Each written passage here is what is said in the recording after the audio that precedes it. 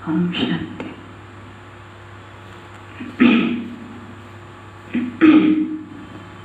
आज बाबा की जो मुरली थी जिसके मुख्य पॉइंट कांटों से फूल बनना है। ठीक है, क्या बनना है? हम सभी को कांटों से फूल बनना है। फूलों की क्या विशेषता होती है? सबको खुशबू देते हैं। फूलों मुलायम होते हैं, नर्म होते हैं, कोमल होते हैं, देखने में भी बड़े सुंदर होते हैं। हाँ, कलरफुल होते हैं, अलग अलग रंग के होते हैं, है ना, अलग अलग खुशबू के भी होते हैं, है ना। और हाँ, सुख देते हैं हमको, है ना। और फूलों की क्या विशेषता होती है? आकर्षित करने वाले होते हैं, सदा खिला हुआ रहता है ना। और फूलों की क्या विशेषता होती है? हाँ, फूलों को कभी जलाते नहीं हैं, कांटों को जलाते हैं, है ना। और है फूलों पर परफ्यूम भी बन जाता है फूलों से। हाँ, फूल मैं वही सुख देता है सबको। हाँ, फूलों को भगवान के ऊपर चढ़ाया जाता है, देवताओं पर। हाँ, फूलों के पास जाने का मन करता है, कांटों के पास जाने का मन नहीं करता है। और सोचो, और फूलों की क्या विशेषता होती है? उसमें भी गुलाब का फूल अगर लें तो,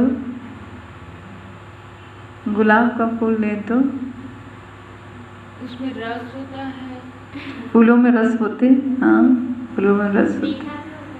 हाँ, उसी से तो वो मधुरस फूल मक्खी ले जाके क्या करती है, उसी से तो मधुरस बनाती है ना। तो फूलों में रस भी होता है। और औषधि भी होती है, औषधि कोई फूल। हाँ, फूलों का औषधि भी बनती है, कांटों की औषधि नहीं होती। हाँ, वातावरण खुशबूदार बना देते हैं। और गुलाब के फूल की हाँ, घर को सजाने के लिए, शोभा बढ़ाने के लिए करते हैं, त्योहारों में भी सजाने के लिए यूज़ करते हैं, है ना। हाँ, फूलों की देखो कितनी सारी पॉइंट निकली। गले में पहनाया जाता है, फूलों से स्वागत करते हैं किसी का भी। कभी किसी का कांटों से स्वागत नहीं होता, फूलों का गुलदस्ता बनता है ना। रंग बिरंगी फूलों का रंगीन गुलदस्ता, एक रंग के भी फूलों का गुलदस्ता बनता है। सबको गुलदस्ता दिया जाता है स्वागत में, कांटे नहीं दिए जाते, है ना। और हाँ, वही स्वागत करते हैं, बधाई देते हैं, है ना। उत्सव त्योहार होते हैं, प्रोग्राम होते हैं, तो फूलों को यूज़ करते हैं, है ना। और हाँ, कहाँ? हाँ, बगीचे में। हाँ, बगीचे में फूलों को लगाया जाता है, कोई कांटों को लगाया नहीं जाता। कांटे अपने आप आ जाते हैं, है ना। हाँ, ये भी बात। और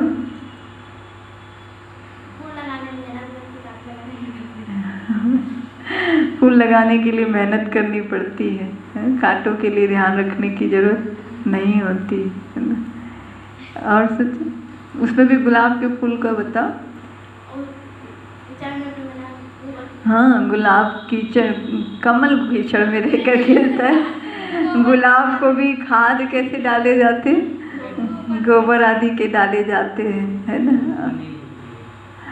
हाँ, किसमें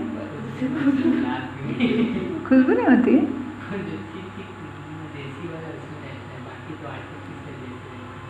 नहीं, खुशबू होती है, पर अलग अलग गुलाब की वैरायटी भली है, उसमें भी अपने देसी गुलाब की खुशबू ज़्यादा होती है ना। और गुलाब के फूल की विशेषता से वो भी खिला हुआ रहता है। गुलाब का फूल देखो मुरझा भी जाएगा ना तो भी उसका यूज़ किया जाता है। फोटो खींच के रखते हैं। हाँ, फूलों का फोटो खींच के रखा जाता है, कांटों का फोटो खींच के कोई नहीं रखता। ये भी बात सही है।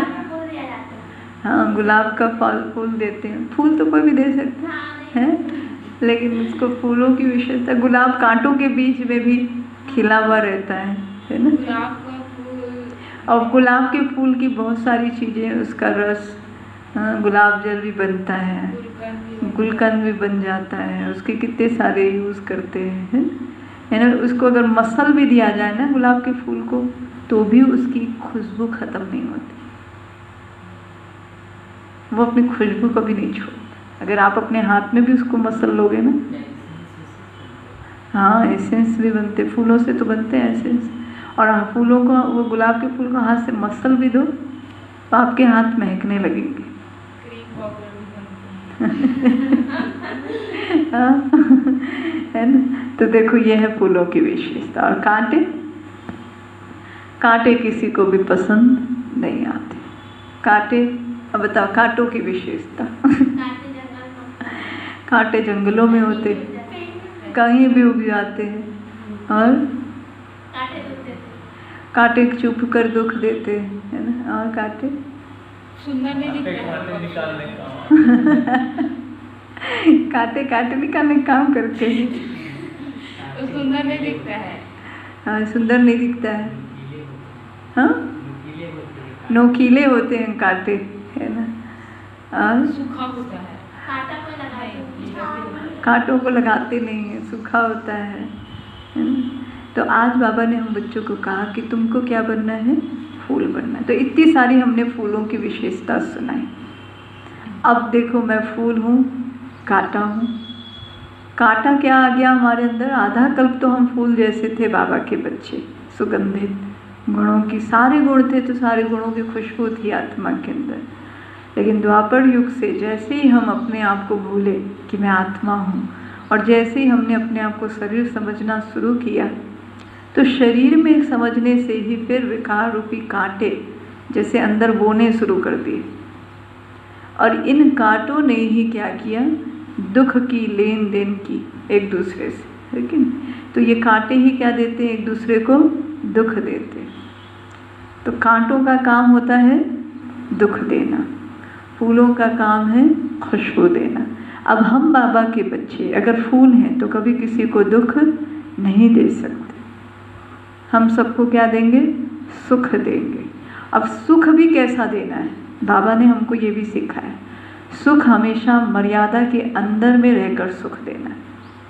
कभी भी मर्यादाओं को तोड़कर सुख देना, वास्तव में वो सुख देना नहीं कहलाता, वो दुख देना है। हम कहें कि हमको फालतू पिक्चर देखने दो, टीवी देखने दो, और मैं कहूँ नहीं देखना है, और आप दुखी हो जाओ, तो आप ये नहीं कह सकते कि दीदी ने मुझे दुख दिया। दुखी आप क्यों हुए, आप अपने कारण से दुखी। क्योंकि अगर मैं वो तोड़कर सुख दूं आपको, टीवी फिल्में उल्टी देखने की परमिशन दे दूं ज़्यादा, तो कचरा किसके अंदर भरेगा, आपके अंदर भरेगा। तो आप और ज़्यादा दुखी परेशान होने वाले, उससे सुखी नहीं होगे। ऐसे ही कोई भी नियम मर्यादा तोड़ के अगर कोई काम करना चाहता है, आप कहो कि मैं उसको सुख क्या करे, किसी को नाराज नहीं करना है, तो क्या उसको मर्यादा तोड़ के करने देना है?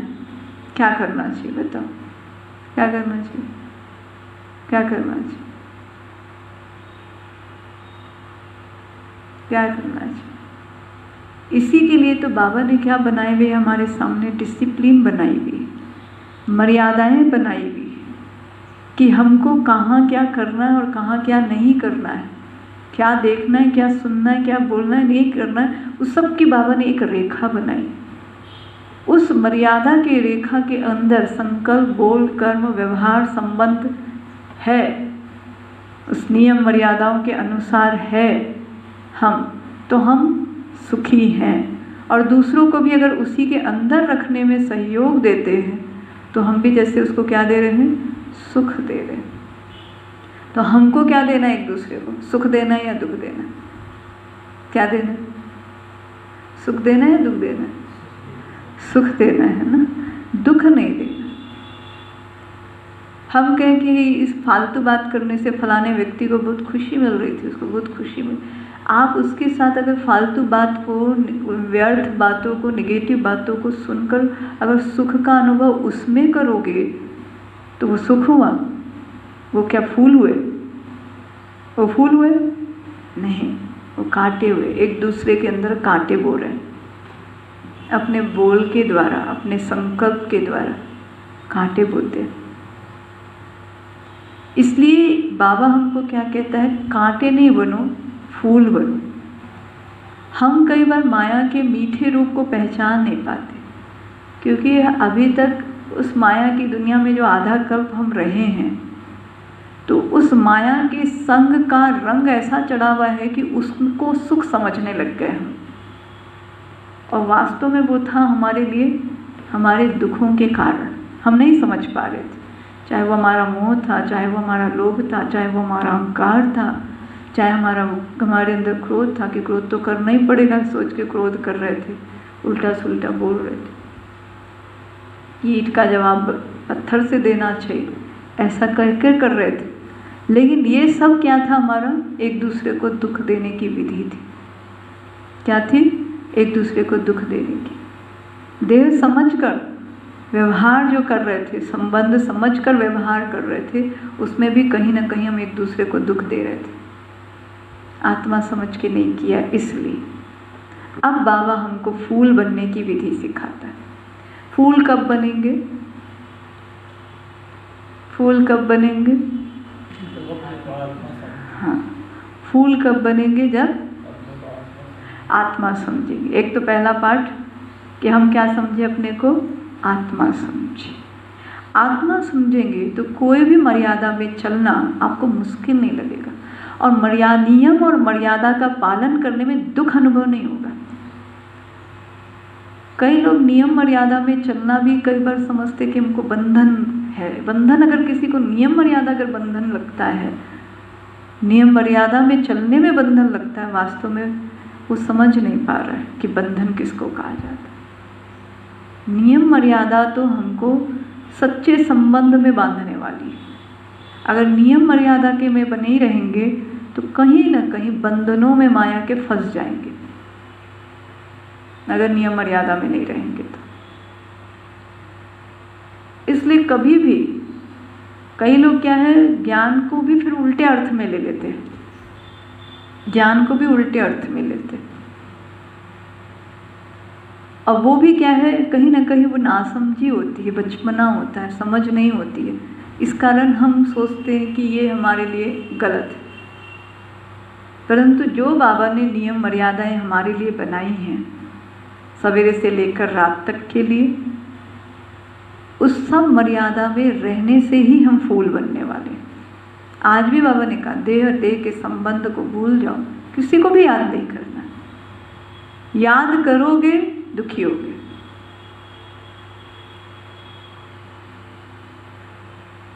क्या रिजल्ट निकलती देह संबंध को याद करने से? क्या रिजल्ट निकलती?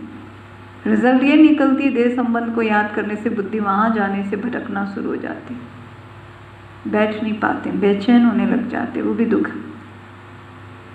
तो कहीं ना कहीं हम अंदर से मोह में फंसे हुए। अगर पूरा फूल बनना है, हमको सच्चा फूल बनना है, तो हमको अपने अंदर की रगों को चेक करना है। एक है सहज भाव से चलना, डिसिप्लिन नियम मर्यादाओं को स्वीकार कर लेना। आज्ञाओं को अगर हम खुशी से स्वीकार कर पाते हैं तो कहेंगे अभी मेरे कांटे कम हो रहे हैं। अगर नहीं कर पा रहे तो अंदर कांटे हैं, क्योंकि जब आप डिस्टर्ब होते हो, परेशान होते हो, नाराज हो जाते हो, उदास हो जाते हो, उस समय खुद को तो दुख दिया भी, सामने वाली आत्मा के ऊपर बोझ चढ़ाते हो, सामने वाली आत्मा पर बोझ चढ़ाते हो। जबकि कोई भी व्यक्ति आपको नियम मर्यादा चलने के लिए अगर बोल रहा है तो वो दुख देने के लिए नहीं बोल रहा है आपको,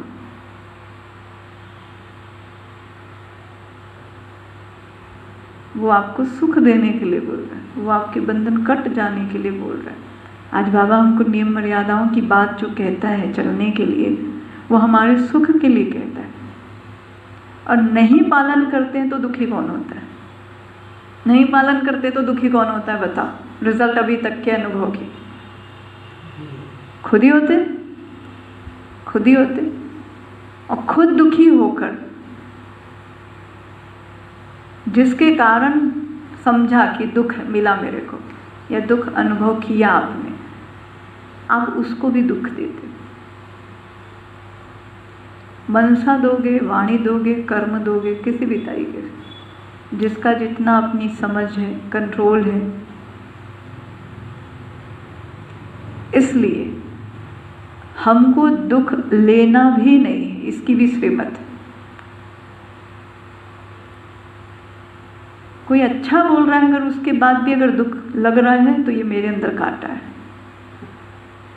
कोई बुरा बोल रहा है तब भी मेरे को दुख लग रहा है तो भी मेरे अंदर काटा है, उसके अंदर तो है ही। आज बाबा ने कहा है कांटा नहीं बनना, क्योंकि कांटों का काम है दुख देना और दुख लेना।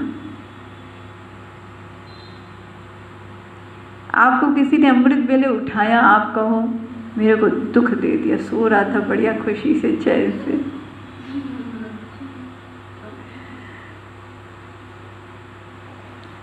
आप नहीं उठे, आपने खुद को दुख दिया। नहीं? हाँ, परंतु एक होता है ना अमृत वेले, एक टाइम की बात है, किस समय उठना है, किस समय जागना है। ऐसे ही आप देखो, छोटी छोटी बात में चेक करो। अभी हम बड़ा दुख किसी को नहीं देते किसी को दुख। अब ज्ञानी बन गए हैं तो ऐसे दुख किसी को भी नहीं देते कि कुछ कड़वा बोल दें, उल्टा सुल्टा बोल दें, लड़ लें, झगड़ लें। और कई बार अगर ऐसा करते हैं तो वो तो फिर रूप दिखाई भी दे देता है, वो तो रूप फिर बाहर दिखाई देता है। और दूसरा होता है सूक्ष्म। सूक्ष्म कांटे भी कई प्रकार के होते हैं, कोई छोटा कांटा होता है, कोई बड़ा कांटा होता है, कोई लंबा कांटा होता है, कोई छोटा सा तिनका भी होता है। एक छोटा सा तिनका भी अगर हाथ में फंस जाए, वो जब तक फंसा रहेगा ना, एक छोटी सी हल्की सी फांस होगी, पतली सी छोटी सी, अगर वो भी हाथ में फंस जाए, पैर में कहीं फंस जाए, चुभती है, दर्द देती है, दुख देती है। वो फांस भी जब तक नहीं निकलती है, चैन नहीं मिलता। तो कांटे की साइज भी अलग अलग होती है। कांटे की भी साइज अलग अलग होती है। कोई कांटा कैसा है, कोई कांटा कैसा है, कोई कांटा कैसा है कि? अब हमको देखना है, हमको हमारे अंदर कोई कांटा नहीं रखना है, ना दुख देने का ना लेने का। अब उसमें भी क्या होता है, फिर हम तो सोचते हैं, फिर कोई ऐसी बात आती जब थोड़ा सा भी जब दुख ले लेते या दे देते, फिर सोचते मेरा तो बाबा के सिवाय कोई नहीं, मेरा तो किसी से मतलब ही नहीं, मैं तो किसी का सुनने वाला नहीं, किसी की सुनने वाली नहीं। ये सारे संकल्प आने शुरू होते हैं, जो एक परिवार के प्रति फिर स्नेह और सम्मान होना चाहिए ना, वो खत्म कर देते हैं। वो सम्मान खोने का कारण क्या होता है? जो व्यर्थ संकल्प, नेगेटिव संकल्प आने का द्वार खोला आपने अपने अंदर, जो एक रूहानी फैमिली की नियम मर्यादाओं को चलाने में, उस डिसिप्लिन को मेंटेन करने में, उसका पालन करने में, जो विधि बनाई गई, वो बताई गई, वो करने में आप अगर रुकावट बनते हो या नहीं करते हो पालन, तो उस परिवार से दूर हो जाते। उस परिवार के प्रति आपकी भावना खत्म होती है। वो सही भी हो सकता है, आपको गलत नजर आए फिर।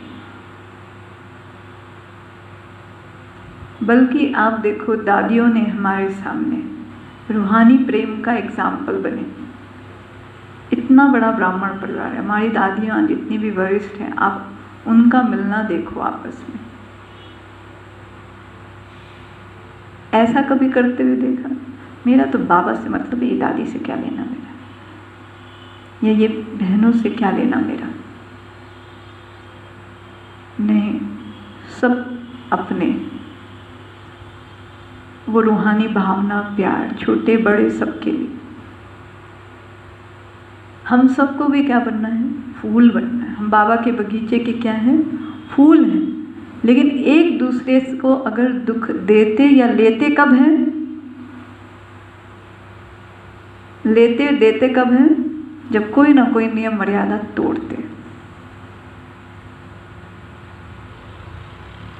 कोई ना कोई श्रीमत तोड़ते, कोई ना कोई अवज्ञा करते, तभी दुख लेते हैं और तभी दूसरे को दुख देते हैं, तभी दुख देते भी। वरना आज कोई किसी को दुख दे नहीं सकता जो बाबा ने विधियां सिखाई, और दुखी हो नहीं सकता, हो नहीं सकता। इसलिए आज हम सबको क्या बनने का पुरुषार्थ करना है? फूल। वैसे भी हम फूल हैं क्योंकि हम पवित्र बच्चे हैं, बाबा के विकारों को छोड़े हुए। जिनके अंदर विकार बड़े बड़े बैठे हैं वो तो बड़े बड़े कांटे हैं। बाबा ने बड़े बड़े कांटे तो निकाल दिए, या जो पवित्र ही बाबा के पास आ गए तो उनके अंदर बड़े कांटे थे ही नहीं। ठीक। अब छोटी छोटी भी फांस अगर है अंदर, तो वो फांस अंदर में दुख का अनुभव कराती है। फिर हम कहते हैं ना कि मैं इतना योग कर रही हूँ, ज्ञान योग भी सुनती हूँ, फिर भी पता नहीं मैं क्यों दुखी हो जाती हूँ, पता नहीं क्यों मैं उदास हो जाती हूँ, पता नहीं क्यों मेरे को अकेलापन लगता है, पता नहीं क्यों मेरे को इस परिवार में भी मज़ा नहीं आता है, क्यों मुझे ज्ञान सुनने की खुशी नहीं होती, क्यों कभी स्थिति अच्छी और कभी स्थिति अच्छी नहीं रहती है। सबका कारण यही है। बाबा भी कहते हैं जब स्थिति हमारी कमज़ोर होती है, ऊपर नीचे होती है, चेक करो कौन सी श्रीमत की अवज्ञा है,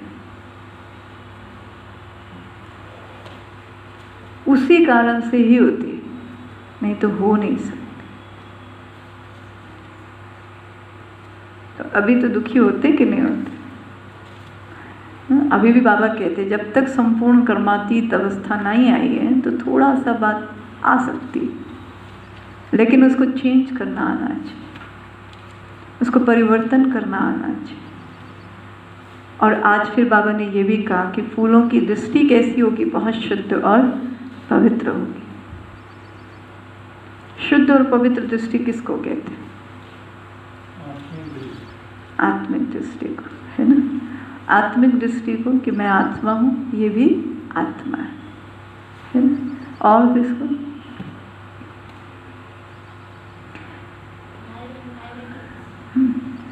दृष्टि आत्मिक कब होगी? जब हम अपने को भी आत्मा समझे, दूसरे को भी आत्मा समझे। अब ये प्रैक्टिस भी करते हैं, मैं आत्मा हूँ, ये भी आत्मा है। ये तो हुई मोटी विधि, ठीक है, ये भी हमको करना है। उसके साथ सूक्ष्म दृष्टि की चेकिंग, ये अभ्यास करना है हमको बार बार अशरीरी बनने का। लेकिन हर समय आपकी दृष्टि शुद्ध और पवित्र कब होगी? और दृष्टि शुद्ध और पवित्र है, उसकी निशानी क्या दिखाई देगी?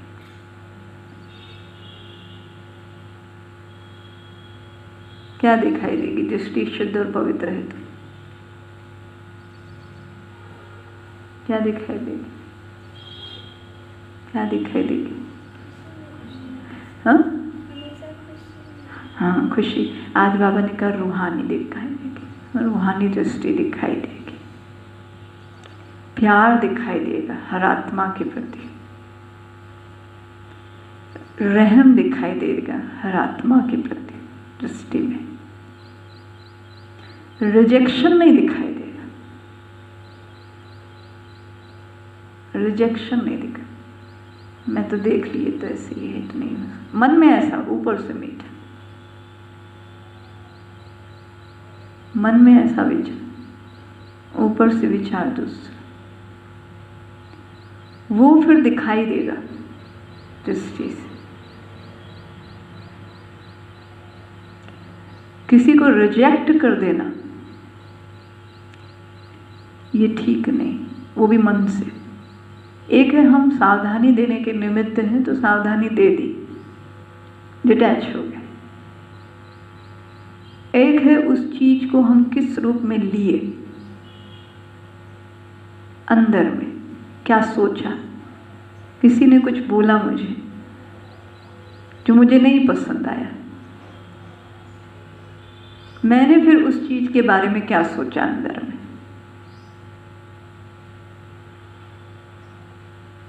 उस बात के बारे में नहीं सोचते हैं, हम व्यक्ति के बारे में सोचते हैं, ये व्यक्ति ऐसा है।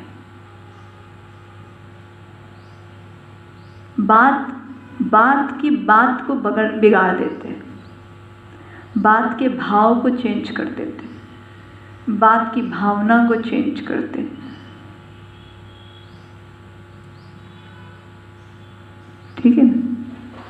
तो वो भाव और भावना चेंज कब हुई? जब किसी ने हमसे कुछ बोला, उसने किस भाव से भावना से बोला, हमने किस भाव और भावना से लिया, और वो फिर लेकर अगर हम मन में किसी के लिए भी रिजेक्शन माना समझते हो, रिजेक्ट करना, ऐसे ही है ये लोग, कोई नहीं, कोई संपूर्ण थोड़ी है, कोई भी बाप समान नहीं, ये भी ऐसे हैं। अंदर किसी को रिजेक्ट करना अच्छा नहीं है, ये खराब है, ये कोई भी हो सकता है, छोटा बड़ा कोई भी हो सकता है। अब ये अंदर की सूक्ष्म चेकिंग, आपकी दृष्टि क्या है? बाबा ने आज कहा दृष्टि को बहुत शुद्ध पवित्र बना। मैं आपको देख रही, मेरे अंदर दृष्टि क्या है? एक दृष्टि बाहर की है जो सामने वाले व्यक्ति को देख रही है, एक दृष्टि मेरे अंदर की है। कोई आत्मा दिखाई तो नहीं देती बाहर, ऐसे कोई बल्ब दिख जाता है क्या? दिखता है क्या? दिखता है क्या किसी का? हाँ, वो भी स्थिति ऐसी बन सकती है जब हमारा अभ्यास अगर आत्मिक और शरीर का बहुत ज़्यादा क्लियर होता जाएगा तो हमको हर एक की आत्मा भी स्पष्ट दिखाई देगी, तीसरे नेत्र जैसी क्लियर दिखाई देगी। लेकिन जब हम किसी को देखते, क्या विचार आया, क्या फीलिंग आई, वो कैसी है? वो शुद्ध है, पवित्र है, चेक। मेरी दृष्टि कैसी हो सबके लिए? शुद्ध, पवित्र। ठीक है, शुद्ध और पवित्र। जैसे हम अनाज साफ करते, अगर अनाज में कीड़े लगे हैं तो, या कंकड़ पत्थर मिक्स, ठीक है, तो जो साफ करने वाला जो होगा वो क्या देखेगा? चावल को देखेगा कि उसमें कीड़े या पत्थर हैं उसको देखेगा? चावल को भी देखते देखते देखेगा। नजर उसकी कहाँ रुकेगी? जहां पर कीड़े और कंकड़ दिख रहे होंगे, ठीक है ना, वहां नजर रुकती है। उसको फिर वो पकड़ के क्या करता है? छांट के अलग करता है। ठीक है, ऐसे ही टीचर का काम क्या होता है? बाबा हमारा टीचर, हम सब भी एक दूसरे को सहयोग देने वाले निमित्त हैं। ठीक है, तो जब आपके अंदर कोई कीड़ा आ रहा है, आपके अंदर कोई कंकड़ आ रहा है, छोटा सा भी आ रहा है, चावल में अगर इतना सा भी कंकड़ आ जाता है ना, इतना सा, खाने के टाइम दांत किरकिरा आ जाता है। इतना चावल अच्छा खा रहे थे, 100 चावल के दाने जो मेरे मुंह में गए वो बहुत अच्छे थे, एक ठोक इतना सा किनका आ गया मुंह में, पूरा स्वाद क्या कर देता है? खराब कर देता है। ऐसे ही हम बाबा के बच्चे बहुत ज़्यादा प्योर बन रहे हैं, इसलिए अगर थोड़ा सा भी किनका आ जाता है, तिनका आ जाता है तो वो क्या करता है? छुप जाता है। ठीक है ना, इसलिए बाबा ने क्या बोला है? हमको पूरा फूल बनना है। क्या बनना है? पूरा फूल बनना है। इसलिए सबके लिए दृष्टि कैसी जाए? कैसी जाए? पवित्र जाए, शीतल जाए, रूहानी जाए, गुणों पर जाए, विशेषता पर जाए, दुआओं वाली जाए, सहयोग वाली दृष्टि जाए। यह है पवित्र शुद्ध दृष्टि। आत्मिक जाए, कुदृष्टि माना देह के ऊपर दृष्टि जाना, देह के आकार प्रकार पर, रंग रूप पर दृष्टि जाना, यह कुदृष्टि जाना। उसके आकर्षण में जाना, यह कुदृष्टि जाना। मेल फीमेल के भान में जाना, यह कुदृष्टि जाना। और ये दृष्टि जाए कि मैं आत्मा हूँ, सामने वाली आत्मा है।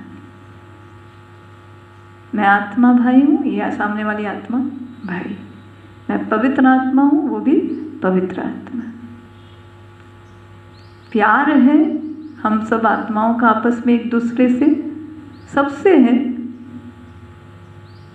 परंतु प्यार का अर्थ ये नहीं है कि हम एक दूसरे को बिगड़ने में सहयोग दें, उसकी कमियों को बढ़ने में सहयोग दें, उसे मनमानी करने में सहयोग दें, उसको किसी भी धोखे में जाने में सहयोग दे दें।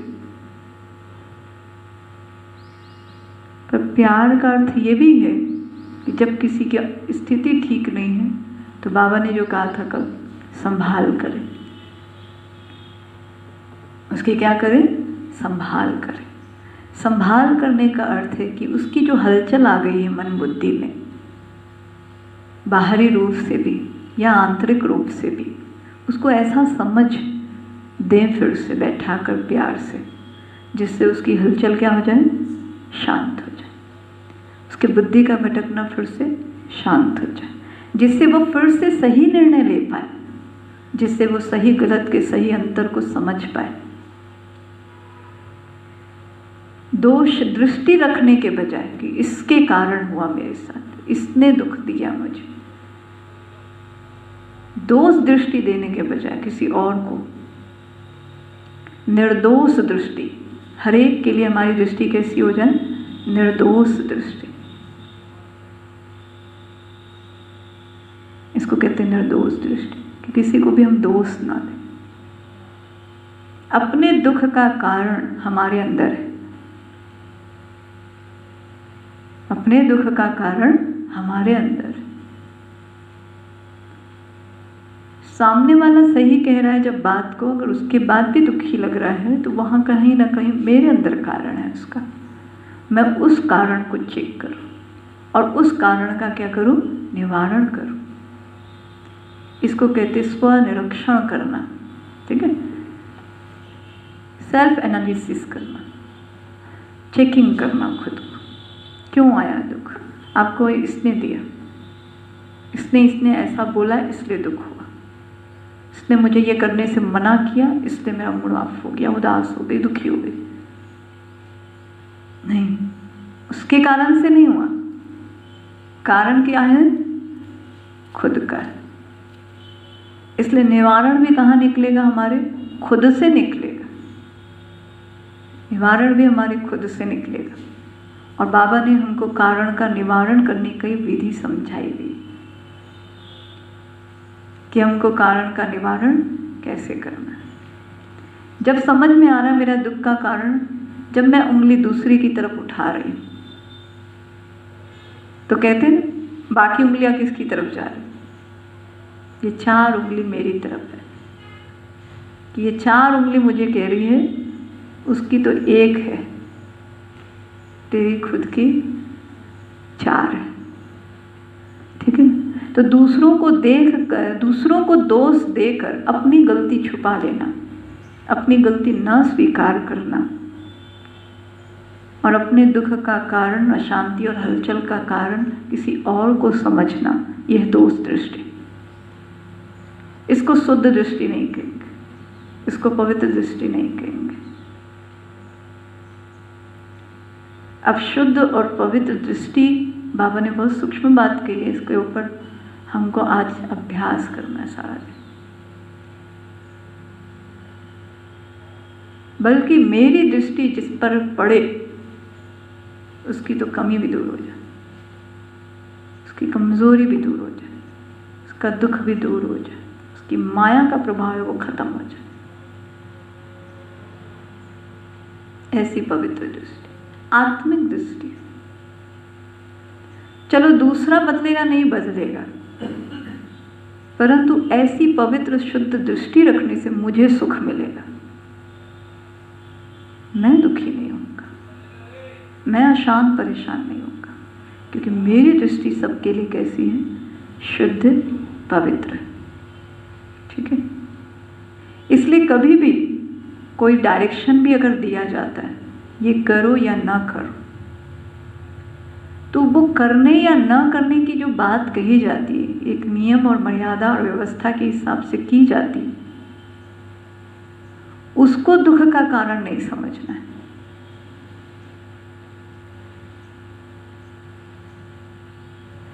वो दुख का कारण अपने अंदर होता है कि हम नियम मर्यादा का पालन करने में शक्तिशाली नहीं है। हम अपने आप को मोल्ड करने के लिए तैयार नहीं हैं। हम अपने आप को चेंज करने के लिए तैयार नहीं हैं। हम जैसा चल रहे हैं, हम वैसा ही चलने के लिए ही अपने मन में तैयारी है। मेरा मन जो कहेगा मैं तो वही करूँगा। फिर उस समय हम बड़ों के डायरेक्शन को भी न फॉलो करके मनमानी कदम छुप कर उठाते। इसलिए इस बात पर अटेंशन देना। इसी से ही बाबा ने आज ये कहा है कि जितना छिपाते वो भी 100 गुना बढ़ जाता है। बाबा ने आज कहा कि वो भी विकार भी फिर 100 गुना बढ़ता है। और हमारी युद्ध ही माया के साथ है, हमारा किसी से झगड़ा नहीं। हमको अपने आप को भी माया से बचाना है, अपने सभी भाइयों को भी माया के प्रभाव से बचाना है। क्योंकि नहीं बचेंगे तो दुखी होंगे भी, दुखी करेंगे भी, डिस्टर्ब होंगे भी, फिर दूसरों को डिस्टर्ब करेंगे भी। इसलिए अपने आप को सेफ रखना, इसके लिए भी जरूरी है कि हमारी सबके लिए शुद्ध पवित्र दृष्टि हो। मेरी अपने लिए भी कैसी दृष्टि हो, मेरी अपने लिए भी कैसी दृष्टि हो, शुद्ध और पवित्र दृष्टि हो। ठीक है, अपने लिए भी कैसी दृष्टि हो, शुद्ध पवित्र। अब अपने लिए कौन सी अशुद्ध दृष्टि रखते हैं पता है? मैं तो बीमार हूं, मैं तो कमजोर हूं, मेरा तो इतना दिमाग नहीं है, मेरी तो इतनी बुद्धि नहीं है, मेरे तो संस्कार ऐसे हैं, मैं क्या करूं, मैं ऐसी, मैं ऐसी, मैं ऐसी। ये है अपने लिए दोष दृष्टि। अभी बताया दूसरे के लिए दोष दृष्टि, फिर अपने लिए दोष दृष्टि। अभी तक हम अपने लिए भी दोष दृष्टि रखने के कारण, अशुद्ध दृष्टि रखने के कारण हम लोगों ने अपने आप को ही क्या कर लिया, अंदर से रोगी बना लिया। अभी अपने आप को निरोगी बनाना है तो अपने लिए भी दृष्टि रखो, मैं शांत आत्मा, मैं बहुत पवित्र आत्मा, मैं किसी की बात का बुरा नहीं मानती, मैं बहुत सहज मोल्ड होने वाली आत्मा, मैं हर नियम मर्यादा को सहज स्वीकार करने वाली आत्मा, मैं बहुत शक्तिशाली आत्मा, मैं फीलिंग प्रूफ आत्मा, मैं न्यारी और प्यारी आत्मा, मैं सबके साथ प्यार से चलने वाली आत्मा, मेरे सभी अपने हैं। ये नहीं कहो सब मेरे अपने नहीं, सभी मेरे अपने हैं, लेकिन मैं प्यार दिल से ज़्यादा बाबा को करती हूँ। मैं सबसे प्यार करती हूँ, लेकिन मैं सबसे ज़्यादा बाबा से प्यार करती हूँ। इसलिए जो बाबा को पसंद है मैं वो करूँगी। ये है अपने लिए भी शुद्ध दृष्टि रखना, और यही दृष्टि दूसरों के लिए रखना, यही दृष्टि दूसरों की। और जब आपकी निर्दोष दृष्टि हो जाएगी हम सबकी, तो एक दूसरे की दृष्टि भी क्या करेगी, दृष्टि भी एक दूसरे को सुख देगी, पवित्र वाइब्रेशन देगी। और बाबा भी कहता है दृष्टि से सृष्टि, दृष्टि से सृष्टि बदल जाएगी, हमारे मन की सृष्टि बदल जाएगी। हमारी शुद्ध दृष्टि से, जो मन में कोई दूसरे विचार भी आ रहे होंगे, तो हमारी शुद्ध दृष्टि से हमारे विचार भी चेंज हो जाएंगे, या हमारी शुद्ध दृष्टि से दूसरे के शुद्ध विचार हो जाएंगे। ठीक है, तो आज हमारे लिए होमवर्क मिला है कांटों से फूल बनने का। तो समझा फूल किसे कहेंगे, और पवित्र दृष्टि और शुद्ध दृष्टि किसे कहेंगे। तो आज इस 2 होमवर्क, कांटों से फूल बन के खुशबू पहनाना। खुशबू कैसे पहनाना, खुशबू कैसे पहनाना, खुशबू फैलाने वाले का चेहरा खिला हुआ होगा, जो खुशबू फैला रहा है, मुरझाया हुआ नहीं हो सकता, उदास नहीं हो सकता, खुशनुमा होगा। अंदर की खुशी, सच्ची खुशी, आंतरिक संतुष्टता की खुशी जो चेहरे पे होती है, वो खुशबू फैलाती है। ठीक है, तो हम सब कौन है? खुशबूदार फूल है। बाबा के बगीचे के क्या है? फूल है। अभी हम क्या कर रहे हैं? ज्ञान जल का छिड़काव कर रहे हैं और योग की किरणों की क्या देते हैं? एक दूसरे को सहयोग देके कीटाणुओं को भी है वो खत्म हो जाए, है कि नहीं?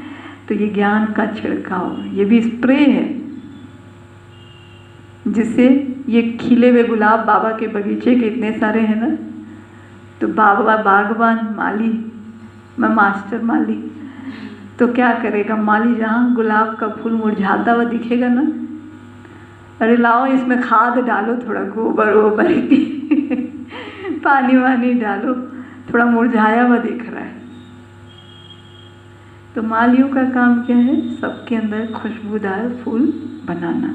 ठीक है, ठीक है, ठीक है। तो अभी 2 मिनट बाबा की याद में बैठेंगे। ओम शांति। एक मिनट।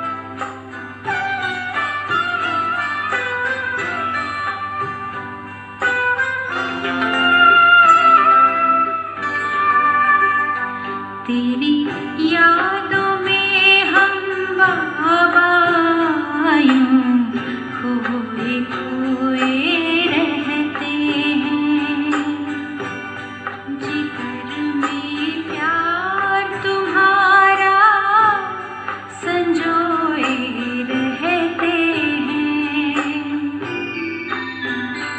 तेरी यादों में हम बाबा खोए खोए रहते हैं।